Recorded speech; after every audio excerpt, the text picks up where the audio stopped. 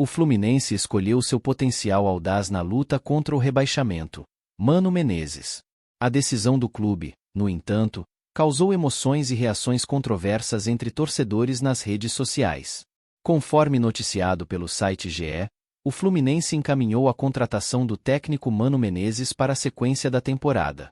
O treinador chega ao tricolor com a missão de salvar o time do rebaixamento no Brasileirão. Mano Menezes se reuniu com a direção do Fluminense e indicou a necessidade de fazer modificações no elenco tricolor para conseguir equilíbrio e buscar uma reação urgente no Campeonato Brasileiro. A diretoria tricolor escolheu Mano Menezes por entender que era necessário trazer um treinador com bom histórico no Brasileirão de pontos corridos, mais defensivo e equilibrado. Já o técnico mostrou-se disposto a aceitar o desafio depois de análises e reuniões. Mano Menezes já sabe que precisará promover uma mudança na filosofia de jogo do Fluminense, que ficou por mais de 2 anos sob o comando de Fernando Diniz. Assim, confesso que eu fiquei meio perplexo. E estou agora muito curioso para poder saber... Por que perplexo? Fiquei perplexo porque a gente conversava aqui na semana passada, eu, D'Alessandro e Elano, com relação a essa dificuldade que os jogadores no futebol brasileiro têm de, às vezes, você estar adaptado jogando um tempo de uma forma e aí, de uma hora para outra, você dá um 360 e o jogador é obrigado a simplesmente trocar o chip. Você passou, no caso do Fluminense, os jogadores passaram ali 2 anos atuando de uma maneira, com os movimentos, com ideias de uma forma, e agora simplesmente tem que tirar um chip e colocar outro chip. Só que são seres humanos, né? O futebol, o atleta, ele não funciona assim.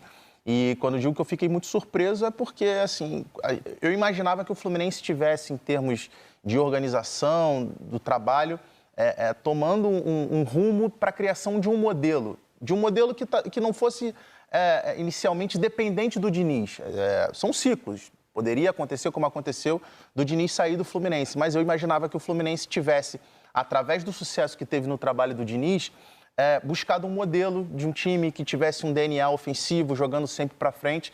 Então, eu imaginava que o Fluminense fosse no mercado atrás de um treinador que, é óbvio, igual ao Diniz, não vai ter. Um treinador que pensa o futebol da maneira do Diniz aqui no futebol brasileiro é muito difícil. Até no mundo é difícil você encontrar. E aí não estou entrando aqui no mérito de certo e errado. Só que é uma maneira muito particular.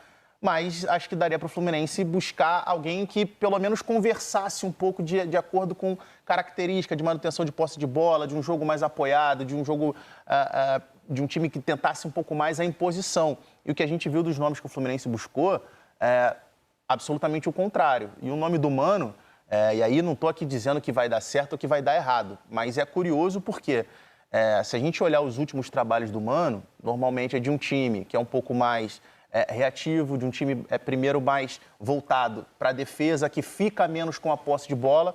Só que quando a gente olha para o elenco do Fluminense, a característica e principalmente a questão da idade e a condição física dos jogadores do Fluminense, é um time que se você ficar todo jogo com 40% de posse de bola correndo atrás do adversário, assim, eu tenho dúvidas se aguenta fisicamente a intensidade de um jogo de elite aqui no futebol brasileiro. Então, acho que são questões aí que a gente vai ter que aguardar para ver como é que vai ser o desenrolar do trabalho, mas eu, sinceramente, assim, tô bem curioso para ver como é que o Fluminense, como é que a gestão do Fluminense, ou se vai, de repente, modificar o elenco, que aí a gente vai entrar na parte financeira, porque você modificar o elenco, primeiro, contratação e depois você rescindir o contrato de quem está lá. Não sei se o Fluminense, nesse momento, financeiramente, tem essa saúde financeira desse tamanho para poder fazer uma reformulação, uma mudança no elenco agora numa janela de meio de ano. São questões aí que a gente vai ter que aguardar para ver.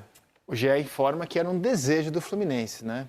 Nesse caso, não dá nem para falar de falta de planejamento. Como é que você faz trocar um treinador por outro tão diferente? Que era um desejo do clube trazer alguém para mudar a ideia de jogo, embora, como destacou o Pedro, com um elenco formado pelo antecessor, formado para jogar com a ideia de jogo do antecessor.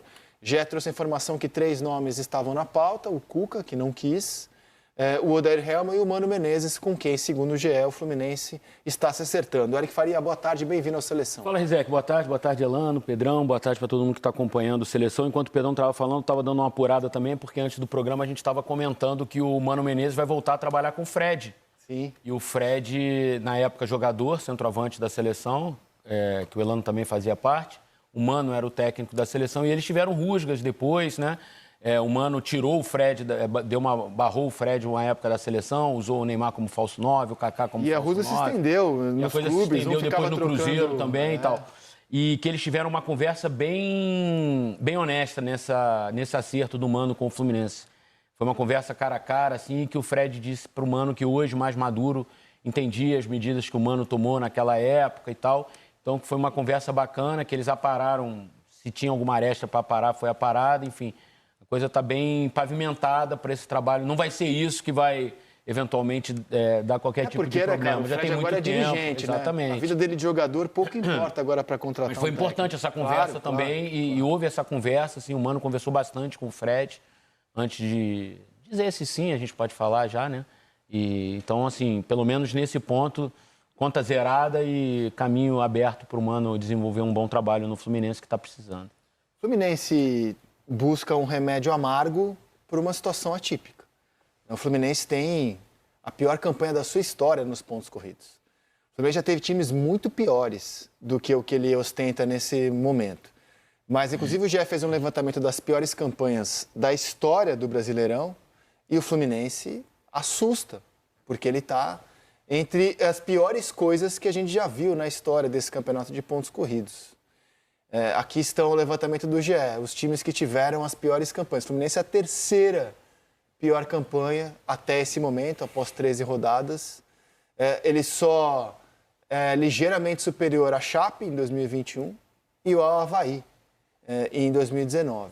Todos esses times aí caíram, que tiveram pontuação assim baixa, né, entre a Chape e o Coritiba, eles caíram. Então o Fluminense foi buscar um remédio amargo para uma situação sui generis, que você vê um campeão da América fazendo no ano seguinte uma campanha de rebaixamento, uma campanha horrorosa. E esses times que você mostrou, Rizek, no ano anterior não tinham feito o que o Fluminense fez, né?